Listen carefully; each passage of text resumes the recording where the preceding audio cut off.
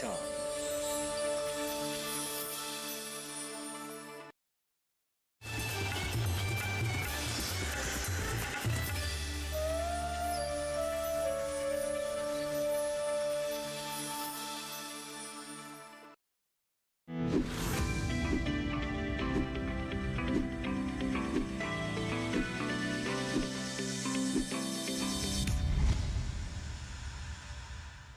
नमस्कार, आप सभी का स्वागत दूरदर्शन किसान के खास कार्यक्रम सरकार आपके साथ में। मैं हूं मुकुल शर्मा। इस कार्यक्रम में लगातार आपको हम जानकारी देते हैं सरकार की महत्वपूर्ण योजनाओं के बारे में, उस योजना का सार आपको बताते हैं कैसे आवेदन करना है और साथ ही इस योजना से जुड़े कई सवाल जो आपके मन में आते होंगे उनके जवाब भी देते हैं हमारे विशेषज्ञ। आज भी एक खास योजना को लेकर हम हाजिर हुए हैं। आज हम बात करेंगे प्रधानमंत्री कौशल विकास योजना के वैश्विक वर्जन की, यानी कैसे अंतर्राष्ट्रीय स्तर पर अब ये जो योजना है काम करेगी। अलग अलग जानकारी जो है इस योजना के जरिए दी जा रही है, युवा जो इससे जुड़ सकेंगे, तमाम जानकारी। आइए अब शुरुआत करते हैं और जानते हैं सबसे पहले प्रधानमंत्री कौशल विकास योजना अंतर्राष्ट्रीय के सार को।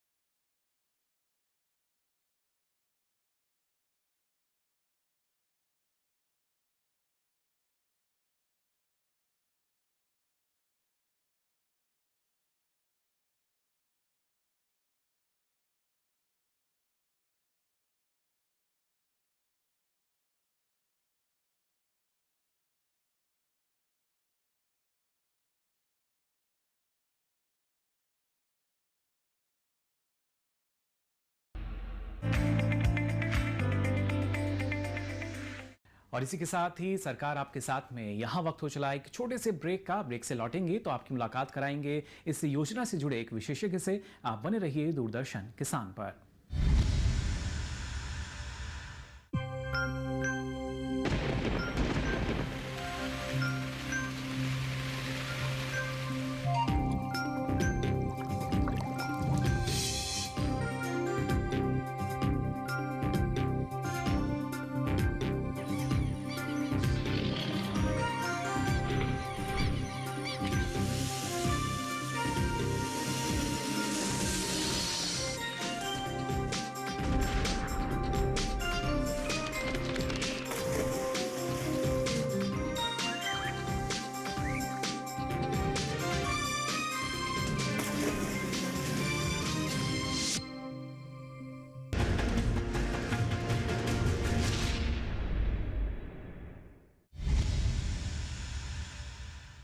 ब्रेक के बाद आप सभी का एक बार फिर स्वागत। सरकार आपके साथ में। आज लगातार आपको हम जानकारी दे रहे हैं प्रधानमंत्री कौशल विकास योजना के बारे में, और जैसा हमने आपको बताया था इस योजना से जुड़े एक खास विशेषज्ञ हैं। अब आइए उनसे करते हैं मुलाकात। तो देखिए, जैसा हमने आपको कहा था, आपको बता दें कौशल विकास और उद्यमशीलता मंत्रालय के सचिव अतुल कुमार तिवारी जी आज हमारे साथ मौजूद हैं। आपका बहुत बहुत स्वागत अतुल जी। अतुल जी, यहाँ अगर हम प्रधानमंत्री कौशल विकास योजना को वैश्विक स्तर पर ले जाने की जब बात कह रहे हैं, और इस बार बजट में भी हमने देखा इस बात का जिक्र किया गया, कैसे एक जो रास्ता है उसको मजबूती दी जा रही है, ना सिर्फ हमारे देश से दूसरे देशों तक जो हमारे युवाओं का कौशल है उसको पहुँचा रहे हैं हम। देखिए, इसके लिए 2, 3, 4 लेयर पे काम होना ज़रूरी है। पहली बात हमने एक तय किया कि कहाँ पे किस देश में किस सेक्टर में लोगों की ज़रूरत है। उसके लिए हमने लगभग 16 कंट्री में हमने मैन पावर असेसमेंट कराई, जिससे हमें पता चला कि इन देशों में इन्हीं लोगों की ज़रूरत है इस सेक्टर में। फिर हमारे पास जो एक किसी कंट्री में डेस्टिनेशन कंट्री जाने के लिए सेंटर कंट्री डेस्टिनेशन कंट्री में एक तरह का करार होना चाहिए, एक तरह की एग्रीमेंट होनी चाहिए, वो भी हमने की हुई। जैसे mobility migration mobility partnership agreement जो बहुत सारे हुए हैं। तीसरा, जो हमारे लोग जो जा रहे हैं वो वहाँ के डेस्टिनेशन कंट्री के मुताबिक उनके पास स्किल है नहीं, इसके लिए वहाँ पे सर्टिफिकेशन की ज़रूरत है। उनको थोड़े से वहाँ के लैंग्वेज, कल्चर, ओरिएंटेशन की ज़रूरत है ताकि वो जाके वहाँ पे टिक पाएँ। बस सबसे ज़्यादा ज़रूरी ये है कि जो उस डेस्टिनेशन कंट्री में जो एम्प्लॉयर हैं जी, उनको और हमारे जो लोग जाने के लिए तैयार बैठे उनको कैसे लिंक कराया जाए, उनका एक समावेश कैसे, उसका एक समावेश हो। उसके लिए स्किल इंडिया इंटरनेशनल सेंटर की इस बार बजट में उल्लेख किया गया, जो हम इस्टेब्लिश कर रहे हैं जी। जो 1 स्टॉप सेंटर होगा जहाँ पे उनकी इमिग्रेशन से रिलेटेड PDOT, जिसको pre departure orientation training, language training, domain का स्किलिंग का टेस्टिंग कराना और उनको इमिग्रेशन की फैसिलिटी देना, ये सारी चीज़ एकत्रित करके हम कैसे उनको भेजा। इसमें अगर 1 स्टॉप सोल्यूशन अगर रहेगा तो हमें ज़्यादा संख्या में लोगों को भेजने में आसानी होगी जी। और जब इस अमृत काल में हम G20 की भी अध्यक्षता कर रहे हैं, ऐसे में एक विश्व एक परिवार की बात हम करते हैं और एक भविष्य, इस योजना के तहत भी हम वही देख सकते हैं कि जो अलग अलग युवा इससे जुड़ेंगे, अलग अलग देशों में जो पहुंचेंगे, तो काफ़ी हद तक ये बात भी अब चरितार्थ होती हमें नज़र आएगी कि एक परिवार है, एक भविष्य है और एक धरा है। देखिए, जिस तरह से वसुधैव कुटुंबकम की जो परिकल्पना हमारे G20 पूरे भारत जो लीड कर रहा है उसके पीछे है, उसका एक अर्थ ये भी है कि पूरा वर्ल्ड एक दूसरे से कनेक्टेड है। और जहाँ तक हम स्किल्ड मैन पावर की अगर हम बात करें तो उसमें ये लगता है कि बाकी सारे G20 कंट्रीज़ में भी ये उभर के आ रहा है कि जिस कंट्री के साथ हमारे जिन कंट्रियों में जो मैन पावर के रिक्वायरमेंट जिस सेक्टर में बन रही है, वो उनको किसी एक पोर्टल के माध्यम से उन्हें डिमांड दिखानी चाहिए। उसके हिसाब से हमारे कितने लोग तैयार हैं, उसके लिए स्किल क्वालिफिकेशन हार्मोनाइजेशन होने की ज़रूरत है। स्किल का मतलब क्या होता है, उसको टैक्सोनॉमी जो कहते हैं, उसके बारे में भी चर्चा हुई है। तो हमें लगता है कि जो डॉक्यूमेंट पुराने इंडोनेशिया की अध्यक्षता में जो तैयार किया गया था स्किल स्ट्रैटेजी के बारे में, उसमें हम ये 3-4 अंश जो नया लेके आएंगे जी, तो उससे इंडिया के कॉम्पिटिटिव एडवांटेज के हिसाब से हमारी डेमोग्राफिक डिविडेंड हमारे पास एडवांटेज है, हमारी जनता यंग है, we have more skilled people, यानी कुशलता के मानक अब नए हैं हमारे पास। कुशलता के मानक उन देशों के साथ बैठ के एक ओवरऑल फ्रेमवर्क तैयार हो जिसके तहत हमारा जो कौशल है उनके कौशल के मुताबिक हो सके, उनकी परिभाषा के मुताबिक हो सके जी ताकि लोगों को आवागमन में आसानी हो। जी, और जैसे वैश्विक स्तर पर करीब 30 केंद्रों की बात जो बजट में कही गई है, उसको लेकर क्या हम कह सकते हैं कि जो आवेदक होगा ये उसका निर्णय रहेगा, या इस योजना के तहत ये कोशिश की जाएगी कि अलग श्रेणी जो है वो तैयार की जाए और फिर जहां जिसकी आवश्यकता है उस हिसाब से उस देश में उसको भेजा जाए? नहीं, इसमें जैसे मैंने आपको बताया ना, first trigger has to be there कि देयर इज़ अ डिमांड, और किस क्षेत्र में कौन से कंट्री में क्या डिमांड है वो पहले हमें असरटेन करना है। और वो जो डिमांड है हमें जो एम्प्लॉयर होगा, भावी जो एम्प्लॉयर होगा उस देश का, उसके थ्रू आनी है। सो हम अपने मिशन का उपयोग करके, अपने मैन पावर स्टडी का उपयोग करके हम वो चीज़ तैयार कर रहे हैं ताकि हमें एम्प्लॉयर के साथ डायरेक्ट कनेक्ट बने, उनको कैसे लोगों की ज़रूरत है वो पता चल जाए। सो वो आगे हमारी डिमांड साइड में। सप्लाई साइड में अगर हम ये देखेंगे कि उस विधा में जो स्किल्ड लोग हैं या ऑलरेडी स्किल्ड हैं या फ्रेशली स्किल्ड हैं, उनको हम कैसे वहाँ जाने के लिए तैयार कर सकते हैं जी, जिसमें उन्हें इंटरमीडिएशन कॉस्ट उनको कम हो, उनका एक्सप्लॉयटेशन ना हो, वहाँ पे जा सके। जी, ये दोनों चीज़ को मिला के इस ISC इंटरनेशनल सेंटर के माध्यम से हमें दोनों चीज़ उनको मुहैया करा सकते हैं। जी। और ये जो एक इंटरनेशनल सेंटर है, इस तरह की पहली गतिविधि हम कह सकते हैं इसको, जो कि होने जा रही है और बेहतर भविष्य के लिए हमारे देश के जो युवा हैं उनको देखते हुए। ऐसे में अगर आर्थिक विकास को हम देखते हैं, बाहरी देशों के साथ जिस तरीके के हमारे व्यापारिक संबंध रहे हैं, उस लिहाज से अगर देखा जाए तो इसमें हम उम्मीद कर सकते हैं कि एक बदलाव इसके ज़रिए भी हमें नज़र आएगा। देखिए, कोई भी जो लोगों का आवागमन जो है, इमिग्रेशन जो प्रोसेस है, उससे ये पाया गया है कि जो डेस्टिनेशन कंट्री जहाँ से लोग जाते हैं काम करने के, उनको बहुत फ़ायदा होता है।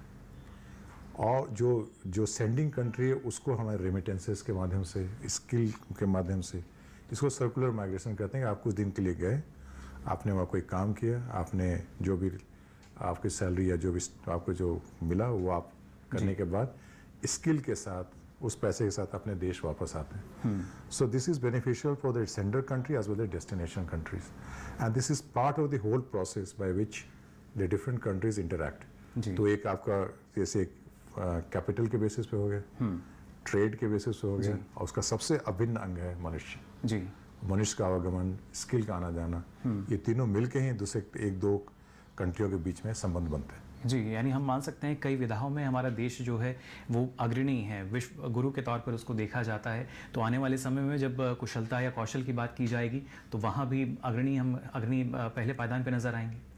देखिए, इसमें आदरणीय प्रधानमंत्री जी ने ही has given a clearing call that India should be the skill capital of the world, और इसमें there are many challenges to realise that India should become a skill capital of the world.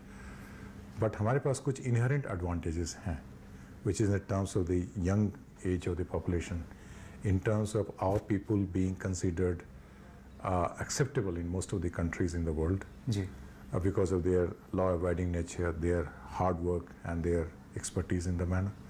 So उसमें but उसके सारे जितने जो barriers, जो challenge है, उसको हमें पूरा करना ज़रूरी है। जी, वो तभी हो पाएगा जबकि हम साथ ही साथ बायलैटरली भी काम करते रहें, स्किल के मानक भी तैयार करते रहें, और उस तरह की स्किल का प्रोविज़न हम अपनी व्यवस्था में कर पाएँ, और साथ में जो कंट्री, जो बाकी जो कंट्री, उनके साथ हमारा 1-to-1 रिलेशन ऐसा रहेगी ताकि वीज़ा मिलने जाने में उन्हें कोई आपत्ति ना हो।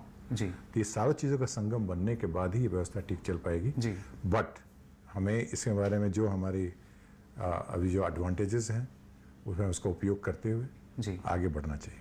जी, बिल्कुल। और काफ़ी सरल अगर हम कहें तो अब कोशिश की जा रही है कि इस योजना का क्रियान्वयन जो है वो हम कर सकें, लेकिन क्या फिर भी आपको लगता है किस तरह की जटिलताएं हमारे सामने आती हैं?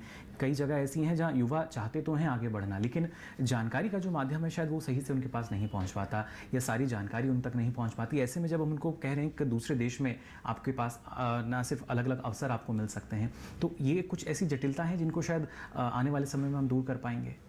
बिल्कुल, क्योंकि जो उसको कहते हैं इंफॉर्मेशन एसिमेट्री की जो बात है वो हर एक सेक्टर में लागू होती है, खासकर इस सेक्टर में। और इसके लिए मैंने जैसे कहा कि 2-3 लेवल पे प्रयास हो रहे हैं। एक जो सरकार के लेवल पे, एक केंद्र सरकार, हमारी सरकार, और उस जैसे ऑस्ट्रेलिया के साथ हुआ, इजराइल के साथ हुआ, कनाडा के साथ हम कर रहे हैं, फ्रांस के साथ हुआ। तो एक कंट्री के स्तर पे जो हमारे लोगों के आवागमन की जो इमिग्रेशन जो है उसको कैसे सुगम बनाया जाए, first that is the bedrock. जी, उसके बाद आपकी क्या किन लोगों की आपको ज़रूरत है, ये लोग कहाँ से जा सकते हैं, और उसको उपलब्ध कराना ताकि वो रास्ता से निकल पाए। जी तो ये 2-3 चीज़ें हमें करना सबसे ज़्यादा ज़रूरी है। And it is very, I would say it is very challenging, but अगर दोनों सरकार अगर चाहें, जी जैसे कि आप डेवलप्ड कंट्री में उनकी पॉपुलेशन एज हो रही है, उन्हें नए लोगों के काम करने की ज़रूरत है, और वो सारा चीज़ अगर यहाँ से ये प्रोविज़न अगर हमारे देश से अच्छे स्किल करके किया जाए, this a win win situation for both countries. जी, और कई देशों के साथ हमारे जिस तरीके से मैत्रीपूर्ण संबंध रहे हैं, मैत्रीपूर्ण रिश्ते हैं, क्या शुरुआती तौर पर कुछ ऐसे देश हैं जिनको आप हमारे यहाँ उनके बारे में बताना चाहेंगे कि पहले शायद एक प्राथमिकता जो है उन देशों में दी जाएगी हमारे कौशल की? देखिए, अभी हमारे पास ऑलरेडी हमारे पास जापान के साथ एक इसके बारे में एक एग्रीमेंट किया गया है। जी ऑस्ट्रेलिया के साथ हमने हाल में किया है। फिर साथ ही साथ हमारा विदेश मंत्रालय जो है वो माइग्रेशन मोबिलिटी पार्टनरशिप एग्रीमेंट और 3-4 कंट्रियों के साथ उन्होंने किया। कनाडा है और इजराइल के साथ शायद बात चल रही है, और 1-to-1 बायलैटरल भी हम मलेशिया के साथ कर रहे हैं, सऊदी अरेबिया के साथ, यूएई के साथ, कतर के साथ। तो ये भी काम हमारे साथ साथ चल रहे हैं जिसमें हम आगे बढ़ने की हमारे पास संभावना है। जी, और जैसा आपने हम यहाँ जिक्र भी किया कि जो हम तकनीकी जानकारी या जो स्किल हम बाहर सीख के आएंगे जब हम अपने देश में आते हैं, तो हमारे देश में ज़रूरी है कि जो औद्योगिक विकास का ढांचा है, जिस तरह का इंफ्रास्ट्रक्चर है, उसको भी मजबूती दी जाए। तो उस लिहाज से भी इसको हम महत्वपूर्ण मान सकते हैं विश्व स्तर पर, अगर हमारे देश के युवा बाहर जाके जानकारी लेंगे और फिर उसको यहाँ क्रियान्वित करेंगे। निस्संदेह, क्योंकि अगर वो बाहर जा रहे हैं तो अगर उनकी डेवलप्ड इकोनॉमी अगर वो काम कर रहे हैं तो निस्संदेह उन पर स्किल लेवल उनकी बढ़ेगी, और कल को अगर वापस आ रहे हैं तो हमारे देश के लिए फ़ायदा हो। जी, और ख़ासतौर से हमने देखा जो विकास दर है उसमें किस तरीके की एक वृद्धि जो है वो हम देखते हैं, लेकिन जब प्रधानमंत्री कौशल विकास योजना को वैश्विक स्तर पर हम देखते हैं तो आने वाले समय में मान सकते हैं कि और इजाफा हमारे देश की जो विकास दर है उसमें हो पाएगा, क्योंकि अब हमारे देश का युवा जो है वो सिर्फ अपने देश में नहीं बल्कि जो बाहरी देश हैं, जो दूसरे देश हैं, वहाँ भी अपने देश को अलग एक मुकाम पर लेके जा रहा है। देखिए, जैसे मैंने कहा कि कौशल विकास और हुनर के मामले में एक जागरूकता जो बनी है वो अभूतपूर्व है। जी दूसरा, सारे सेक्टर में हमें कौशल विकास करके ही हमें अपने सेक्टर में डेवलपमेंट और कॉम्पिटिटिवनेस में हम गति ला सकते हैं, ये भी बात स्पष्ट की गई है। जी तीसरा, इसमें न सिर्फ PMKVY जिसके अंतर्गत बहुत सारी योजनाएं आती हैं, लॉन्ग टर्म ट्रेनिंग, ITI की ट्रेनिंग है, जन शिक्षण संस्थान है, अप्रेंटिस है, फिर तमाम तरह के हमारे बहुत सारे लगभग मिनिस्ट्रीज, डिपार्टमेंट, स्टेट गवर्नमेंट्स भी स्किलिंग करते रहे हैं। हमारे पास कुछ सारे लोग पेड स्किलिंग भी करते हैं। तो हमारे पास स्किलिंग इकोसिस्टम काफ़ी पहले से बढ़ा है, पहले से ज़्यादा क्रेडिबल बना है, और उसकी संख्या भी बढ़ी है। जी और आगामी वर्षों में जैसे जैसे हमारा इकोनॉमी हमारी तीव्रतर ग्रोथ अगर हमारी होती जाएगी, उससे स्किलिंग की रिक्वायरमेंट बढ़ेगी। साथ ही साथ रीस्किलिंग, अपस्किलिंग में बहुत ज़्यादा रुझान बढ़ा है, और स्किलिंग को मैं ये आपसे गुजारिश करूँगा उसको एक लोअर लेवल आप ना देखें। Skilling has a wide spectrum. जी और हमें अगर जहाँ तक हमें स्केल की ज़रूरत है, हमें सोफिस्टिकेशन की भी ज़रूरत है। जो हमारे हाई लेवल स्किलिंग भी जो है, जी आर्टिफिशियल इंटेलिजेंस हो गया, मशीन लर्निंग हो गया, रोबोटिक्स हो गया, IoT हो गया, जी ये सारी चीज़ों में भी बहुत सारे हाई लेवल स्किलिंग जो है, जो हमारे यहाँ पे शैक्षणिक संस्थाएं और स्पेशलाइज इंस्टीट्यूशन बहुत तरह की स्किलिंग हमारे यहाँ करा रही हैं। जी तो सबका सम्मिश्रण जो होगा तब आम जनता के लिए भी जो हमारी जो है उसकी स्किलिंग का दर बढ़ेगा, उनकी हुनर बढ़ेगी, उनकी प्रोडक्टिविटी एफिशिएंसी बढ़ेगी। जी साथ साथ जो कटिंग एज टेक्नोलॉजी है वहाँ पे भी हमारी स्किलिंग की और रीस्किलिंग की व्यवस्था होगी। जी, और ऐसे दौर में जहाँ जैसे आपने एक जो आंकड़ा वो भी बताया, करीब 1 करोड़ से ज़्यादा जब युवा हमारे साथ जुड़ गए हैं, तो एक सोच में बदलाव की भी आवश्यकता है कि जो हम स्किलिंग की बात कर रहे हैं, ऐसा नहीं कि शुरुआती ज्ञान ही आपको मिलेगा, बल्कि आप वहाँ पे असीम संभावनाएं हैं हमारे लिए। तो इस दिशा में या इस योजना से जुड़ के अगर युवा आगे बढ़ेंगे तो काफ़ी लाभ मिल सकता है। बिल्कुल मिलना चाहिए, और क्योंकि इसके लिए हम, जैसा मैंने कहा कि हम उनको सिटीजन सेंट्रिक बनाने की बात कर रहे हैं, कैंडिडेट सेंट्रिक बनाने की बात कर रहे हैं। हम उनको एक इंफॉर्मेशन एसिमेट्री जो है वो हम दूर करना चाहते हैं, उनको हम टेक्नोलॉजी की व्यवस्था से ज़्यादा नज़दीक लेके आना चाहते हैं। स्किलिंग की जो कंटेंट, जो उसकी जो रोबस्टनेस है उसको हम इम्प्रूव करना चाहते हैं through the user technology, third party inspection and other means.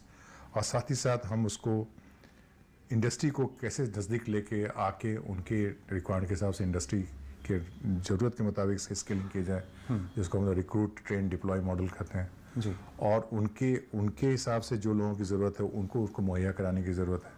ये तमाम हमें हर एक लेवल पे काम करने की आवश्यकता है जी। तभी जाके हम इन लोगों को ये अवसर मिला पाएंगे। बिल्कुल, यानी बाजार के अनुरूप अगर हम चलेंगे या मांग के अनुरूप हमें आगे बढ़ना होगा। लेकिन इस कड़ी में जब हम देखते हैं हमारे देश में हमने बात की कि कृषि कौशल जो है उसको काफ़ी बढ़ावा दिया गया है। जब हम अंतर्राष्ट्रीय स्तर पर जो 30 अलग-अलग केंद्रों की बात कर रहे हैं तो वहाँ भी क्या हम ये मान सकते हैं कि कृषि को वहाँ भी एक तरजीह मिलेगी? कृषि को जी। कृषि के बारे में मैंने बताया कि ऑलरेडी हमारे यहाँ पे कृषि का जो काम करने का तरीका है जी। उसको और टेक्नोलॉजी के माध्यम से और विकसित किया जा रहा है।